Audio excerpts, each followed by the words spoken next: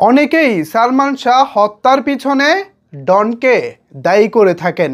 এমনকি যেই 9 জনের বিরুদ্ধে মামলা হয়েছে তার মধ্যে অন্যতম আসামি করা হয়েছে ডনকে।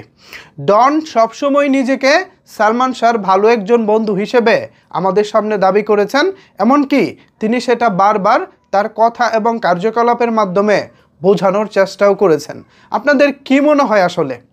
যদিও বিষয়টি তদন্ত চলছে, তদন্ত শেষে আমরা হয়তো সব কিছু জানতে পারবো, বাট আসলেই কি ডন এরকম কিছু করতে পারেন? আসলেই কি ডন এরকম কিছুর সাথে জড়িত? যদি আপনাদের কাছে মনে হয় তিনি জড়িত, সেটাও জানাতে পারেন। আর যদি মনে হয় যে না, তিনি জড়িত না, তাকে শুধু শুধু ব্লেম দেওয়া হচ্ছে, তাহলে আসলে একজন মানুষের উপরে তো এভাবে ব্লেম দেওয়া ঠিক না। আর যদি মনে হয় তিনি জড়িত, তাহলে আপনারা এটা কেন মনে করতেছেন যে তিনি জড়িত? যাই হোক, আমি আপাতত এখনই ব্যক্তিগতভাবে কোনো ফয়সালায় যাচ্ছি না, যেহেতু এটা আইন আদালতের ব্যাপার, পুলিশ তদন্ত করতেছে। আশা করি তদন্তের মাধ্যমেই বিষয়টি বের হয়ে আসবে।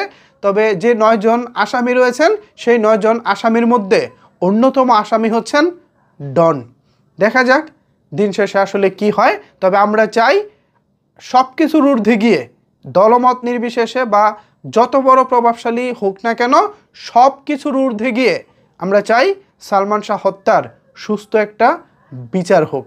এছাড়া আজকে যতটুকু জেনেছি বিভিন্ন গণমাধ্যম মারফতে, অলরেডি সালমান শাহর শ্বশুর, অর্থাৎ সালমান শাহর স্ত্রীর মা, সামিরার মা, শাশুড়ি, তিনি নাকি একজন কিলারকে ভাড়া করেছিলেন সালমান শাহকে হত্যা করার জন্য। এমন একটি খবর আজকে কালবেলা থেকে শুরু করে বেশ কিছু গণমাধ্যমে এসেছে। এখন সেই ঘটনাটাও যদি সত্যি হয়, তাহলে এর পিছনে কারা রয়েছেন বা কারা ছিলেন সেটাও আমরা আসলে জানতে পারবো। এখন দেখা যাক, দিন শেষে আসলে আমরাও চাই সত্যটা উন্মোচিত হোক। সালমান শাহ আমাদের সবার পছন্দের নায়ক, আমাদের সবার আবেগের জায়গা।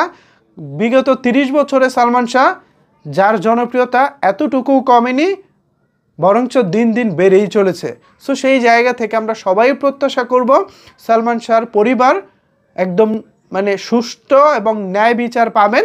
ন্যায় বিচার প্রতিষ্ঠার মধ্য দিয়ে দীর্ঘ 30 বছরের যে আক্ষেপ আছে সালমান ভক্তদের, সেই আক্ষেপটা কিছুটা হলেও দূর হবে।